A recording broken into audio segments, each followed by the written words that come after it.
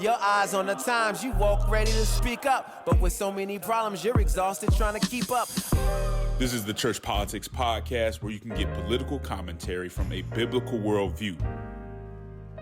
We're not trying to be conservative or progressive. We're trying to be Christian in the public square.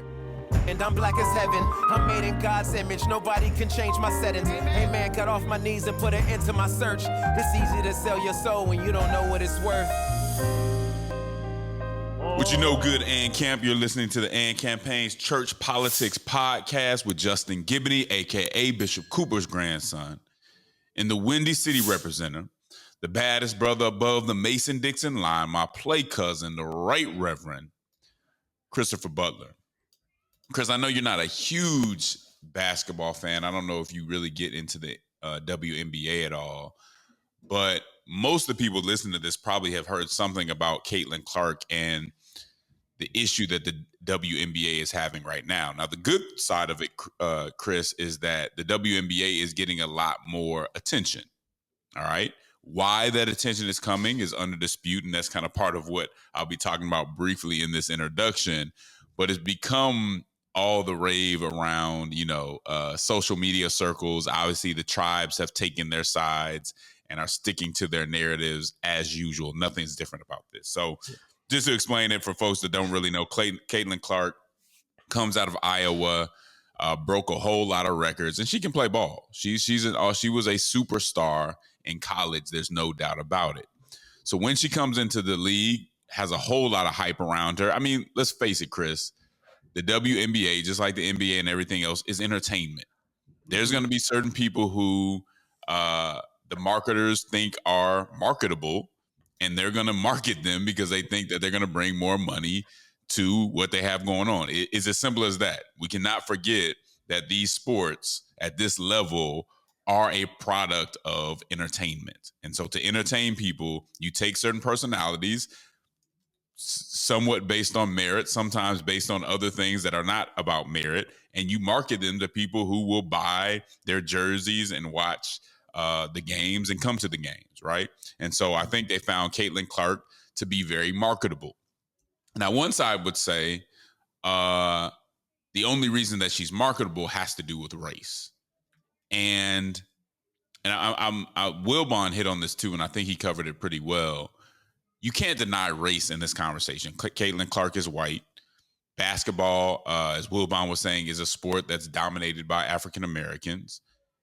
I don't think it's bad to say or admit that a lot of white people are going to identify with Caitlin Clark in that space.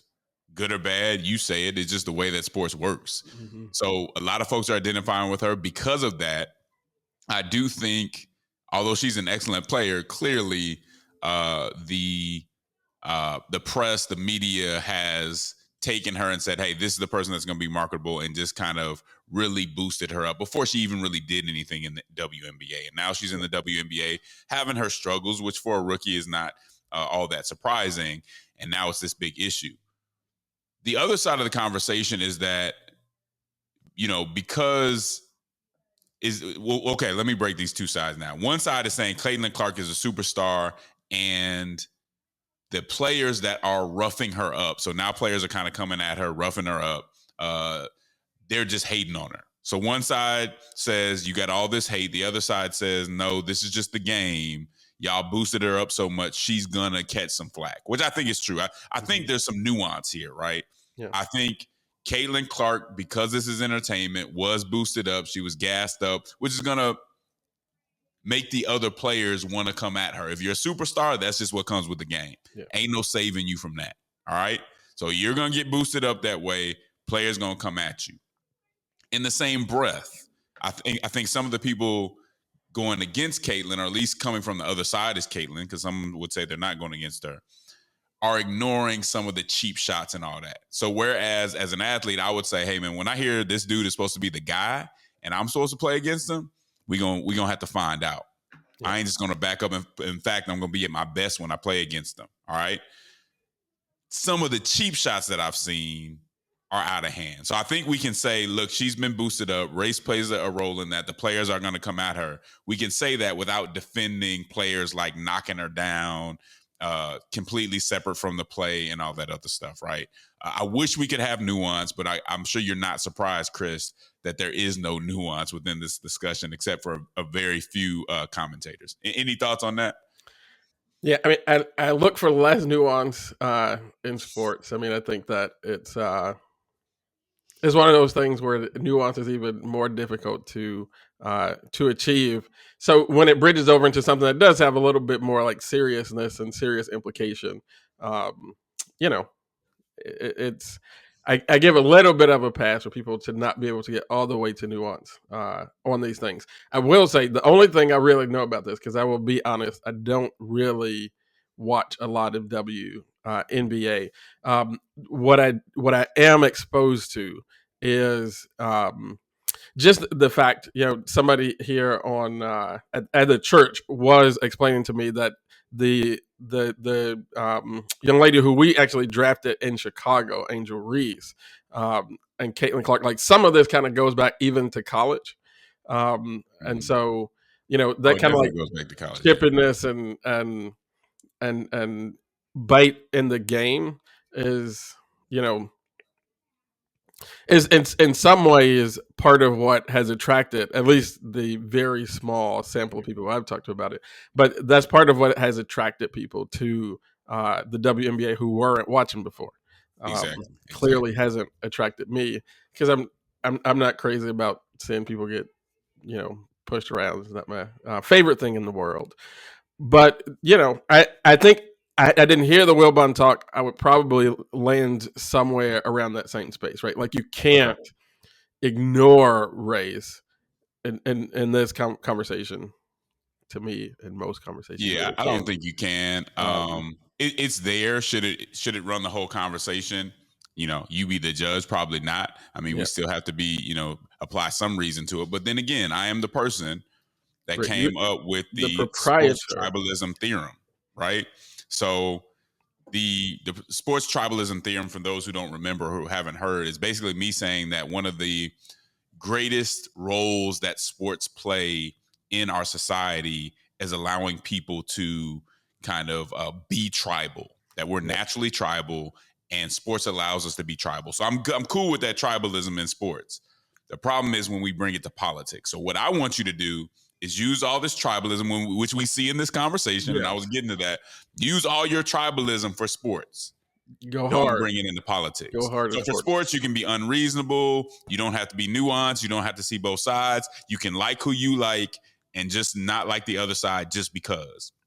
In politics, I want you to be more nuanced. I want you to be more thoughtful and less tribal. So that's it. Go ahead. That might be a good question for a live podcast. Somebody has to explain the sports tribalism. Yeah. So maybe when we're in Denver on our next Civic Revival, we might ask you what the sports tribalism theorem is. If you're in Denver, you need to come check that out. What is it? What's the date on that? Is it June? It's June, on a is it the 29th? Saturday? 9th? It's the 29th. June 29th. The Saturday of the week of Last June Saturday 29th. of June. Be there in Denver, Colorado, because it's about to go down. All right. They're working very hard on that, and it's going to be a great presentation with our chapter out in Denver. So yeah, man, interesting conversation. But again, it's sports. I'm not going to take it as seriously as I would some political. People are going to be tribal in that space. People aren't going to have the nuance. And that just is what it is. It's a much better space to act like that in than to act like that in politics. All right. First, as always, I want to give a shout out to all our listeners, our audience, our patrons and supporters for supporting us in what we do and how we do it. We're going to talk about stuff in a way that some people aren't going to talk about it, not for the sake of being provocative, but because we need to be real and we need to be biblical, and that's what we're striving for. So thank you for those who are willing to support us as we do that. Now, if you become a patron, if you go to patreon.com/churchpoliticspodcast, you will get premium episodes. So for instance, me and Chris on this week's premium episode are going to be talking about how the church should respond to really the middle class's financial problems that they're having right now. A lot of people in the middle class are hurting, and how can the church respond? I'm not going to talk about it here on this episode, but we will talk about it on the premium episode. If you're watching on YouTube, make sure that you like and subscribe so we can get into this algorithm. I told you about our struggles with YouTube. For some reason, we just cannot break into that, although we appreciate everybody listening on Spotify and iTunes, because that's where most of our audience comes from. But let's get into it. Grab your Bible, get your mind right, and prepare to think not like a Republican, not like a Democrat, but to think like a Christian. And Chris, if you don't mind, I'd like to start in, let's see. Let's start in Ecclesiastes 5:8-9. Ecclesiastes 5:8-9. And it reads, "If you see the poor oppressed in a district and justice and rights denied, do not be surprised at such things. For one official is eyed by a higher one, and over them both are others higher still. The increase from the land is taken by all. The king himself profits from the fields." Here, Chris, the Bible provides us with some of the dynamics surrounding bureaucrats and the governed. A bureaucrat is someone who works for an administrative agency, which is part of the executive branch. They work for the executive, which, when you think of an executive, we're talking about the mayor, the governor, the president, etc.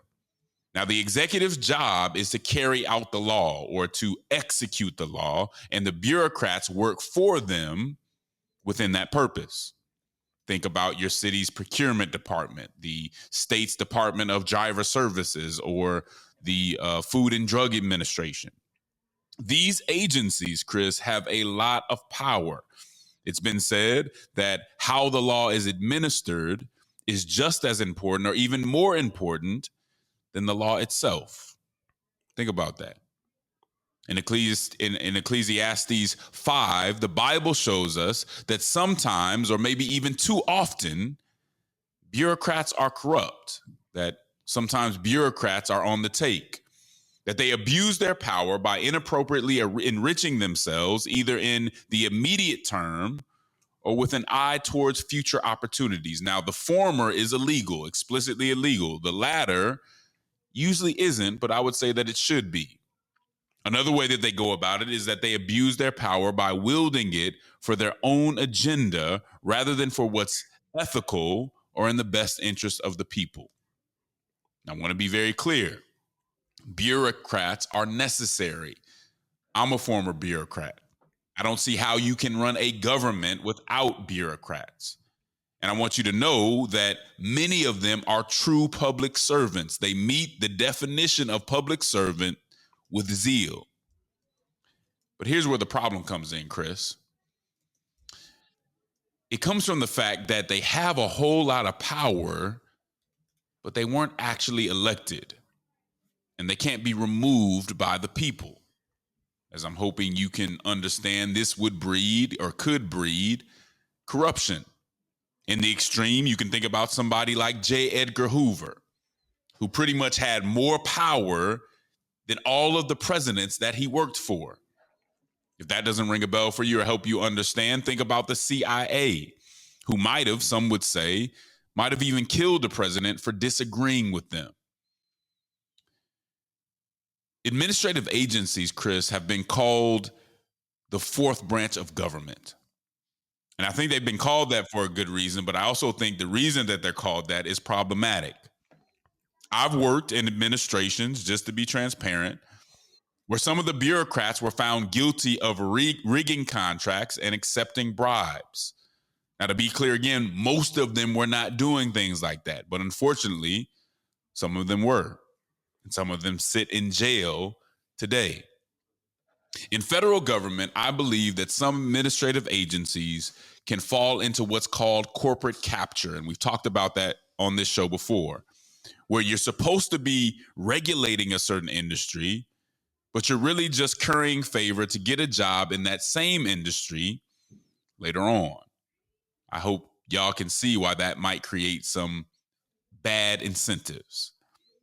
It's in the interest of the country, Chris, this is really what I'm getting to make sure bureaucrats don't become so ingrained in the system that they can move forward with their personal agenda without accountability.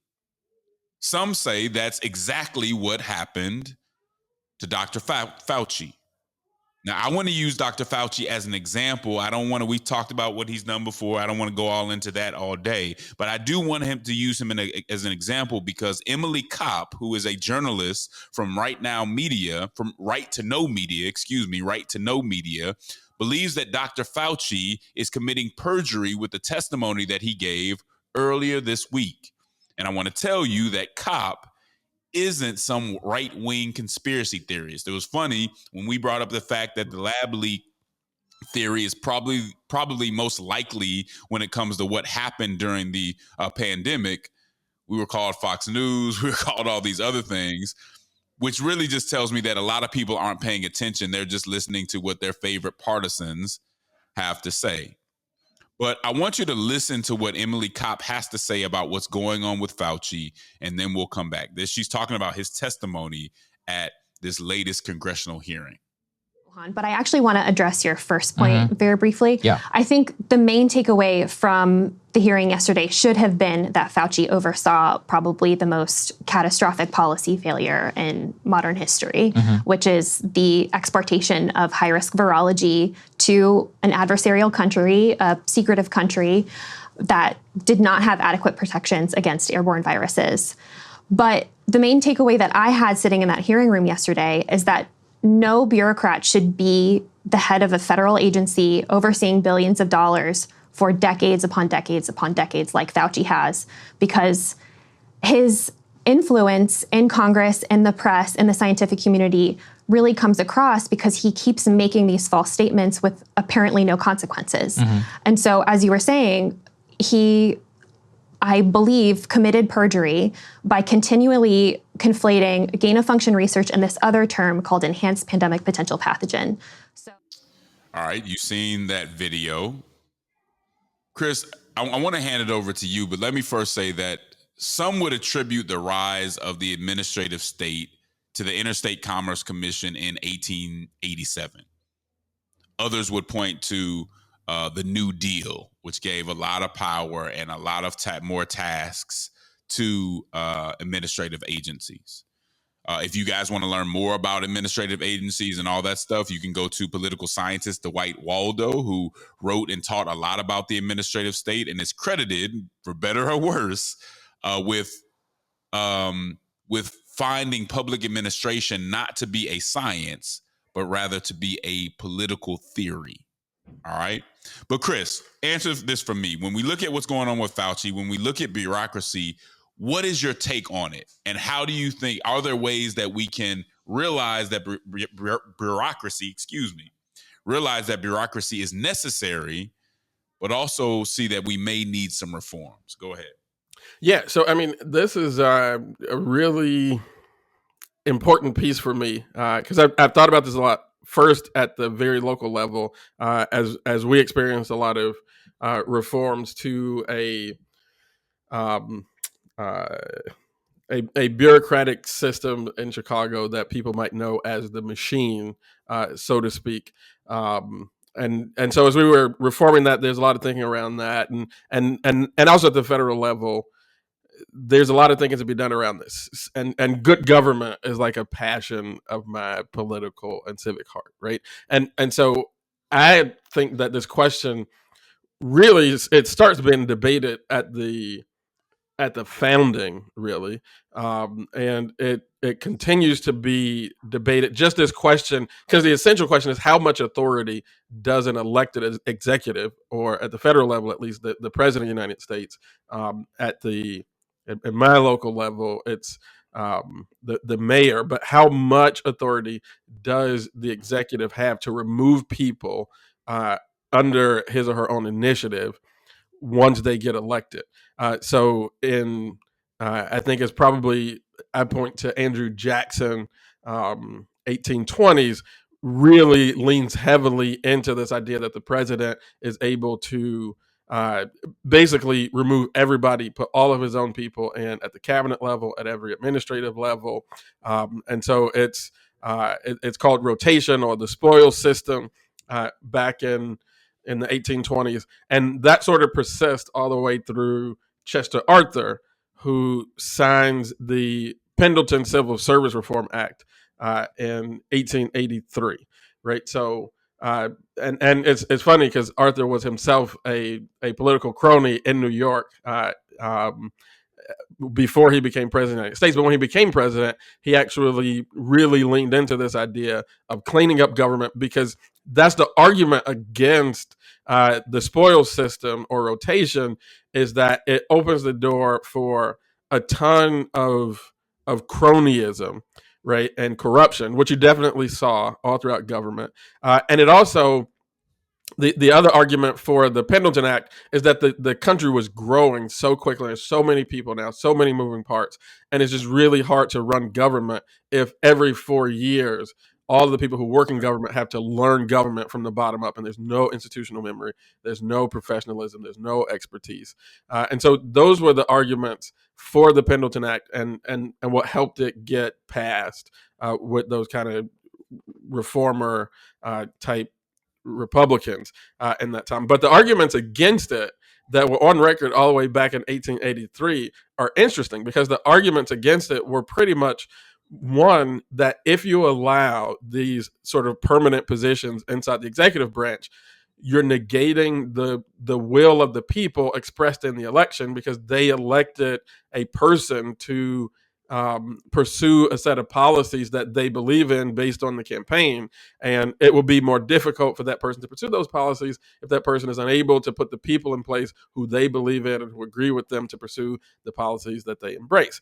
The other argument against it is that if folks are not able to use sort of cronyism and sort of the handing out of these government positions to build their coalitions and raise their monies and sort of use that to build their political operation, which is what we had in Chicago, then people have to look to other means of campaign finance, which is when you really first see, and this is also right around, the Gilded Age is playing out at the same time, but this is when you really see politicians begin to turn to wealthy people to really fund their campaigns.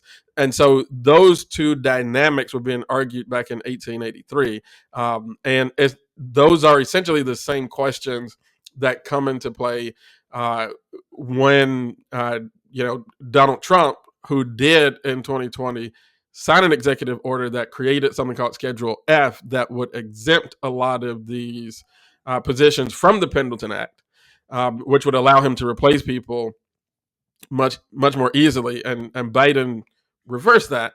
But the argument is the same, and I think it's important to weigh through it, right? And I think that this Fauci question with COVID is a good example, because it reminds us that while, and I'll be clear, I don't agree with Trump's Schedule F approach, but I do think that it reminds us that you can't too easily dismiss the arguments against the sort of, what was in 1883 called civil service. We don't use that language anymore because it feels much less like service and more like a fourth branch of government, more like the sort of permanent administrative state that not the president, not the people, nobody can sort of question, check, or hold accountable. And so if you're not going to me, when you see these kind of gross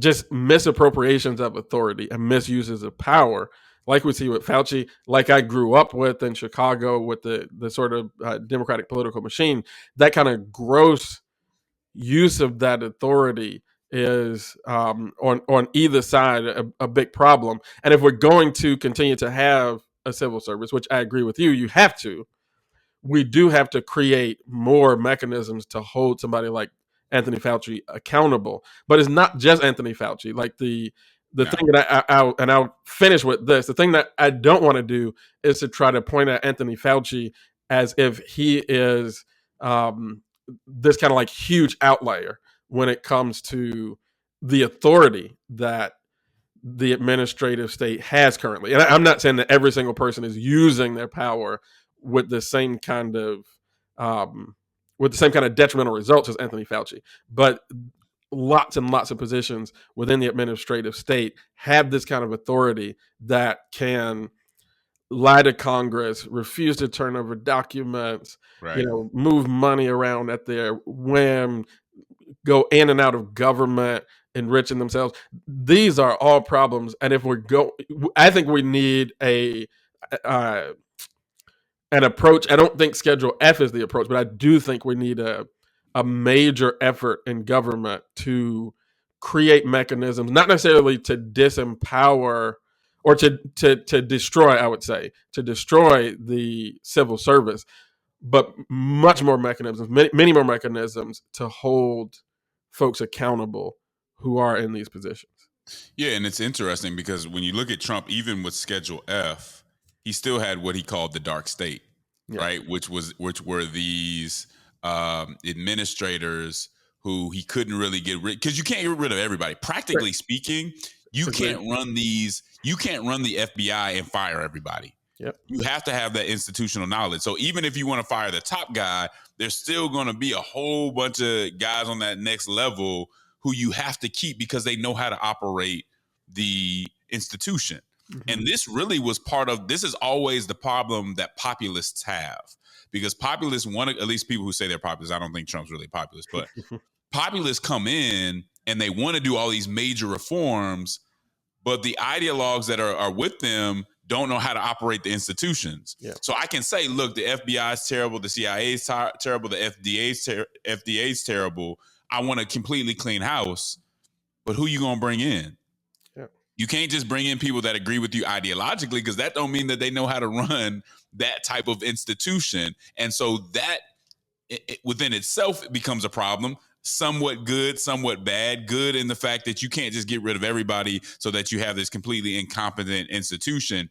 Bad because you have some people that are going to be there and that they know they're going to be there and stay there, and they can have their own agenda and just, work based off their self-interest or whatever they're trying to get pushed through. It's a tough conversation, and I think we see that as we move forward. There's a certain level of expertise that it takes to run these institutions. And with that expertise, in many cases, we have to realize comes also with self-interest and agendas that have to be dealt with. A lot of presidents run into that, and not just Trump. I mean, you hear somebody like Obama say, and I think this was a part of it. I think Obama said this. One of the presidents said, the first thing I learned about the presidency was how much power I didn't have. Yeah. Right. Yeah. I mean, presidents have a lot of power, don't get me wrong, but they're restrained in ways that we don't necessarily see because of the administrative state, or especially when it comes to military stuff, which I think he may have been getting at too. Mm-hmm. The advice they're getting, where they don't know exactly what the consequences may be, but the people who are telling them what the consequences may be may not be in tune with the people or the actual leader. Yeah. And these are the types of things that I just wish we were more focused on in sort of civil society institutions and associations like the church, because you can, over time, like if you have folks who really work on issues, and we've seen it in the history of the church, when an issue becomes important to the church is one of those institutions that has been able to shepherd movements through multiple presidencies or multiple executives, even at the state or local level. And one of the things that just breaks my heart about our whole political moment that we are living in is that the church, a lot of other civil society institutions as well, but the church is the one that has my heart, obviously. We have outsourced so much of our political and civil and civic thinking to other people that we just move around with the whims of electoral campaigns, which you and I have also worked on electoral campaigns. And when you're in an election campaign, the campaign is trying to get votes. That is the job of the election campaign. Right. And so you are going to go to the issues that are going to get you the votes. If you like that or not, I mean, that's just what campaigns do. I personally don't have a problem with it. as much, because that's what a campaign is all about. And that's why you have these other institutions like the church. And if we could focus on things like this, institutions can shepherd these types of questions through multiple presidencies and over time get to a better place. But if we only want accountability when the bureaucrat who we're asking for accountability for is doing something that we don't like, but then we don't mind it, so right now, if you're like a Christian who's more affiliated with the Democratic Party, more on the left, you don't mind Anthony Fauci because he's like expressing the will of that community of people. And so it doesn't matter how much he abuses power, how much he bucks the elected executive, how much he bucks Congress, right? It doesn't matter because he's doing something that my tribe, my media bubble, we all agree with. And it just reminds me here how important it is for us to look beyond elections and political parties when we think about how we're going to be engaging in public discourse. Maybe one of the biggest lessons we can learn here is if you are a bureaucrat, if you find yourself with some of that power that you're asked to steward, remember who you serve. Mm-hmm. You don't serve yourself. You don't serve maybe a clique that you have or a group that you run with your party. You serve God and you serve the people. And so keep that in mind. That's a way that a Christian can make a difference right there as we find ways to reform this system for the better. And can I add just one thing? Because I think as a matter of integrity, you serve God, you serve the people, but you also serve the elected executive. That's why we have elections. And you can't just be inside of a bureaucracy bucking the will of the elected executive. Yeah. And I think that connects with serving the people, right? If the people elected somebody within reason, within ethics and morals, you're there to execute the law with them at their behest. So we will be right back on the Church Politics Podcast. Your eyes on the times, you walk ready to speak up. But with so many problems, you're exhausted trying to keep up. This is the Church Politics Podcast, where you can get political commentary from a biblical worldview. We're not trying to be conservative or progressive. We're trying to be Christian in the public square. And I'm black as heaven. I'm made in God's image. Nobody can change my settings. Hey man, got off my knees and put it into my search. It's easy to sell your soul when you don't know what it's worth. And we are back on the Church Politics Podcast with Justin Gibney and the Right Reverend Chris Butler. Now, we talked about bureaucracy. We talked about what could go wrong with bureaucracy. But Chris, I would like to bring up right now something that I think is going right, something that I was really excited to see. And I'll say this: we talked about it before when it comes to Lena Khan and other bureaucrats. There are some bright spots in the Biden administration when it comes to these administrative agencies. We give that administration a hard time, just like we gave the last one a hard time. But I do want to point out when they do right, and here's one of those areas. According to Uprise RI, in a dramatic turn of events that could have far-reaching implications for renters nationwide, the Federal Bureau of Investigation conducted an unannounced raid on Cortland Management's headquarters in Atlanta on Wednesday of May 22nd. This action is part of a criminal antitrust investigation by the U.S. Department of Justice into allegations that Cortland has been involved in a conspiracy to artificially inflate apartment rents. Now, as many people that are struggling with their apartment rents, y'all may want to listen in to what's going on. This raid is more than just a legal drama. It's a significant development that could impact millions of renters who have been grappling with soaring rental prices. At the heart of the investigation is RealPage, a software and consulting firm that allegedly orchestrates price fixing among large corporate landlords. Now, me and Chris have over and over told you about these corporate landlords and what it's doing to the American people, to the American housing industry. If you haven't heard those episodes, go back and look for them, all right? RealPage's influence is extensive, this article says, affecting rents for 70% of multifamily apartment buildings and 16 million units across the country. Chris, somebody's not on their job. Hmm. How in the world does RealPage get to the point where they are influencing and connecting people that affect 70% of multifamily apartment buildings and 16 million units across the country? Somebody in bureaucracy is not doing their job, but it's good to hear that the FBI is doing their job right now. The scheme allegedly works by encouraging landlords to adopt RealPage's pricing recommendations, which these landlords do about 80 to 90% of the time. This coordinated effort among landlords to follow the software suggestion drives up rental prices by reducing the availability of units.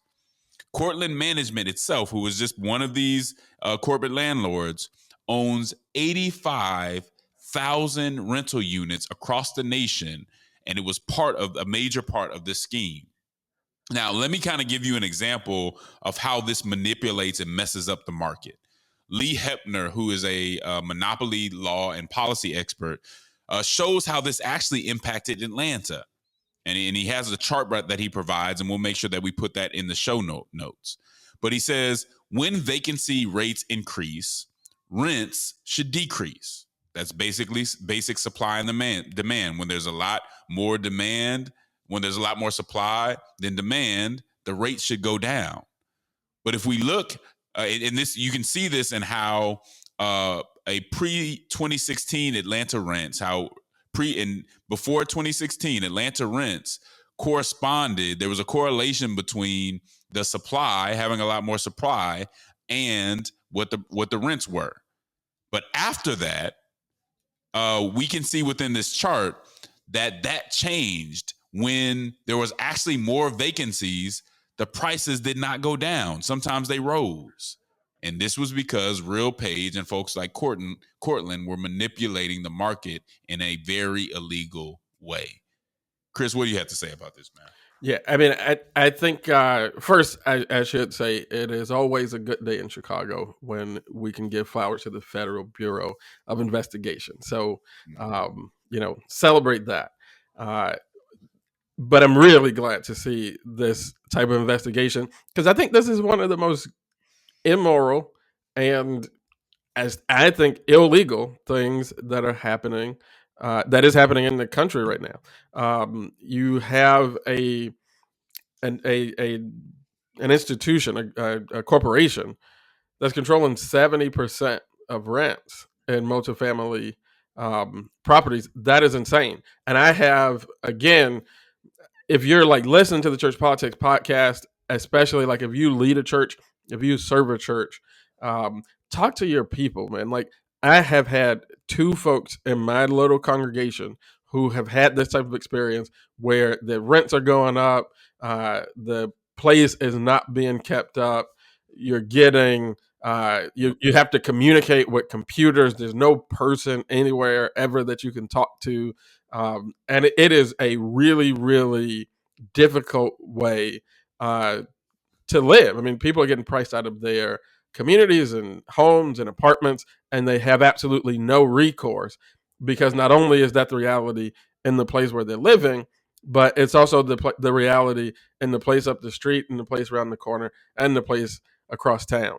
And that is the impact of monopoly on the everyday lives of people, is that you can't escape these types of schemes. And so especially for those who are more in the sort of free market mindset, like if you're ever going to be like a free marketeer, you better be fully invested in antitrust, anti-monopoly, anti-corruption policy, and executive sort of influence and law enforcement. Because without those things, the market, quote unquote, will take advantage of people, and that is what we see happening in our housing market right now. We've talked about how these permanent capital is also buying up more, not only multifamily houses, which we can see they basically are controlling this market right now. When you look at the number of units that are under this scheme, They're already controlling that market. They're also buying up single family homes, not so they can sell them back into the market, but so they can also turn those spaces into rental spaces, which will also be under this type of monopoly control if nothing is done about it. And so, yeah, and to your point, if you are somebody like myself who thinks capitalism, smartly regulated capitalism, can work, you should applaud these moves, because, and I wish I would have had brought this up, but there was a recent survey among young people that were basically like, our economy and our nation is run by bad people and it's going down the drain. Yep. They don't think our economy, the way it's set up, can work or is supposed to work for anybody but a few people. Yep. For those of you who are proponents of capitalism that believe it can work for everybody, you better start really pushing for smart regulations and for policy that does work for families and other people. If you don't do that, I'm just going to tell you right now, this is exactly why the Democratic Socialist is gaining ground, especially among young people. Like, Yep. if you ain't talked to young people about it in a while, you should, because they're gaining a lot of ground because the economy is not working from them. It doesn't come out of nowhere. And I don't think socialism is as great as many people think that it is. I think we can prove that throughout history. However, late stage capitalism is almost proving to be what they say it is. Yeah. And so if you want to reverse that, you need to be applauding these moves and this regulation and finding policy that works for other people, because we're just not taking enough time doing that. I think we see that some of these corporations and people at the top the economy is just working for them and not outside of them. Go ahead, Chris. Yeah, and I wrote a piece about this and the Invisible Institution newsletter that folks can check out on IVI. But I think this is particularly germane for Christians in the housing space, because when it comes to our ability to acquire real estate and to just be able to have some place to house our families, God is not pleased when the very rich use their ability, their financial strength, to push people who are not rich as them out of their houses and off of their land. We see that in Nehemiah. I wrote about it. You can go check it out. But especially when it comes to housing, God's not pleased if we just sit by and let rich folks and corporations push people out of their homes and out of any even capacity to own real estate. Yeah, that's real. And let's be honest, if you're an executive and your job is to make sure that you maximize profits, that's going to come into conflict with your faith in some instances. You're going to have to make a decision. Should my organization go in this way or should it go in that way? And some of those choices aren't a way that's actually going to help people who aren't at the top. And you need to be able to think about that. You need to be able to have the dexterity not to only think about the dollars, but to think about the people and the impact that it has on our society. Not easy to do, but as a Christian, that's what you're called to do. The other thing that I would like to point out with this, Chris, is why didn't the invisible hand of the market prevent this? Right? Like, it wasn't the invisible hand of the market supposed to prevent any of this stuff from happening? And it's been going on for a while. We're talking about 2016 and maybe starting in 2017. This is 7 years later. And you getting this raid, but you didn't get the invisible hand of the market holding people accountable. And guess what happened to people over those years? They went broke, they struggled, they became homeless, they had to do things that they wouldn't otherwise do. Yep. It has very serious consequences, and that's why we need to be vigilant and not treat the invisible hand of the market like it's the Holy Spirit. That's so good. And I just remind us again that the people who we're talking about are not just some abstractions. These are the people who are in your church and who you worship with every Sunday. So they're suffering, and they need to know that there's a future in this economy for them. We'll be right back on the Church Politics Podcast. Your eyes on the times, you walk ready to speak up, but with so many problems, you're exhausted trying to keep up. This is the Church Politics Podcast, where you can get political commentary from a biblical worldview. We're not trying to be conservative or progressive. We're trying to be Christian in the public square. And I'm black as heaven. I'm made in God's image. Nobody can change my settings. Hey man, got off my knees and put an end to my search. It's easy to sell your soul when you don't know what it's worth. We're back on the Church Politics Podcast with Justin Giboney and the Right Reverend Christopher Butler. I guess it's about a month and a half ago, Chris, I wrote an article in Christianity Today about American immigration policy and how rivalries have kind of made it so we can't have any serious immigration policy, so that we can't have a comprehensive immigration reform. But today I want to talk about something a little different, where we do see, perhaps for the worst or the best, depending on what your perspective is, we see the two sides actually not so much disagreeing. Chris, the Biden administration rolled out a new immigration policy earlier this week. And for those who have been paying close attention, it might look real familiar. It might even be the same policy that Democrats called Trump a fascist and many other names for imposing. According to CNN, President Joe Biden is pulling from former President Donald Trump's immigration playbook as he tries to stop a flow of asylum seekers from around the world who are crossing into the U.S. at the border with Mexico. Unveiled at the White House on Tuesday, Biden's new plan to all but shut down the U.S. border to asylum seekers who cross the border illegally uses executive authority that Trump once used to bar people from mostly Muslim countries from entering the U.S. in 2017, and also to bar most asylum seekers in 2018, days after Republicans suffered huge setbacks in midterm elections that year. This article goes on to say that it's an odd election year twist, since Biden actually ran his 2020 campaign in part on a promise to revoke those actions, which he did months after taking office. Now, to be clear, this long anticipated presidential proclamation would bar migrants from being granted asylum when U.S. officials deem that the southern border is overwhelmed. Chris, what are your thoughts?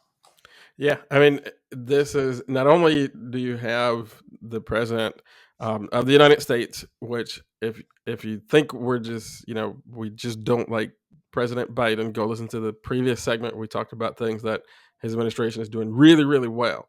This is not one of them. He is taking up policy that he ran against in the election, that he signed executive orders to reverse at the beginning of his administration. Policies that were in a piece of legislation that did not make it to his desk, which he roundly berated the Republicans who blocked that legislation from making it to his desk, for just making a political football out of this, claiming that he could not do it without legislative authority because he is not legal and he can't do it under executive authority. And now here he is doing these things under executive authority. And so I don't know how, and I guess we'll see how shallow in terms of the thought he thinks that people are. But I think that all this flip-flopping is not good for him politically. I also just think for those who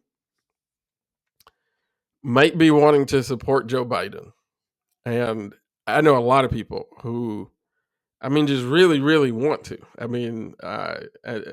Trying to find a way and a reason beyond all of the stuff that they plainly see that they don't agree with, but they're trying to figure out how to support him. I just don't know how he's going to continue to hold the coalition together by doing things that people supported him in his opposition of being this harsh. And whatever you think about the border, I know there's deep divided discussion over what the policy at the border ought to be. I think that there's a big comprehensive reform that needs to happen so that we get our system together and not just focus on the crisis that's at the border. But wherever you are on border policy, There's certainly a group of folks who have been in Joe Biden's coalition, and those are not the people who think that the way we do this well is to just flip back to Donald Trump's policies. I think that people who love, and I guess this is just political analysis, is not talking about the content of the policy itself, but people who love Donald Trump's border policy are probably going to support Donald Trump. And the people who've been in Joe Biden's coalition are not going to be in love with this particular move. Yeah, I hear you. But I think a lot of people are just going to stay where they are. So if they didn't like Trump's policy, but they're a Biden supporter, they're just going to act like it didn't happen, right? Mm-hmm. I don't know that it's going to be deep thought, maybe like it should be about that. But also, let me say this: I still think you can point to Trump's rhetoric. I think you can point to just his overall posture and the fact that if you look at it historically, in my opinion, the Republicans have been worse on this issue. Mm-hmm.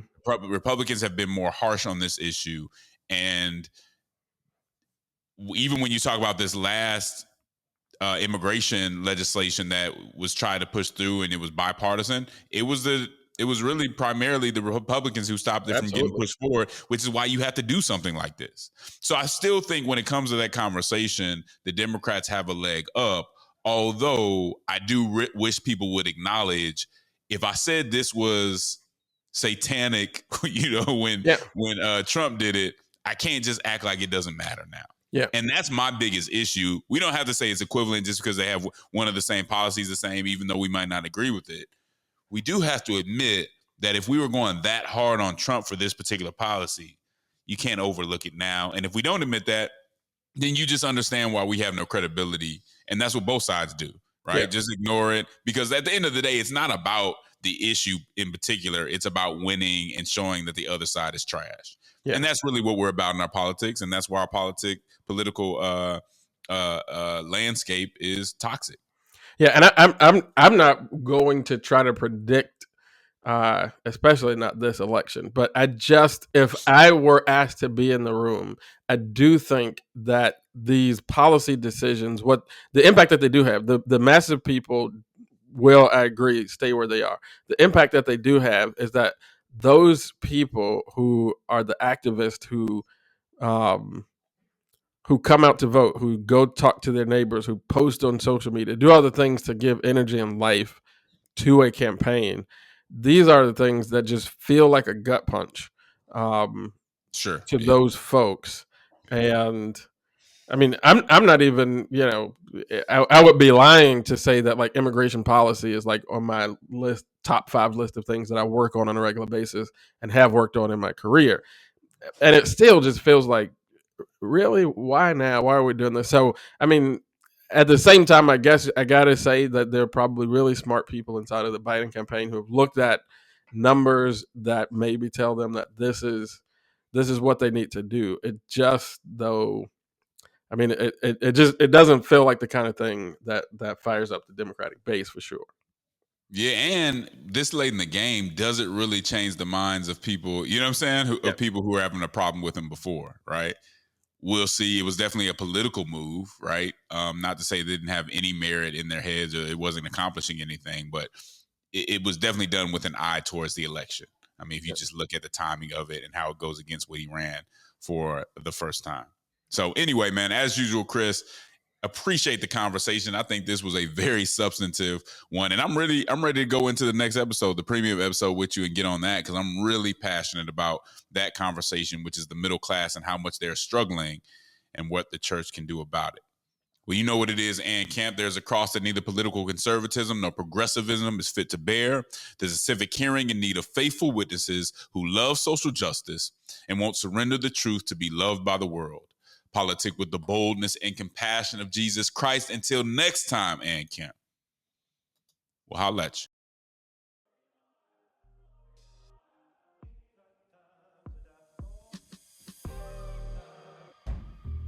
Dear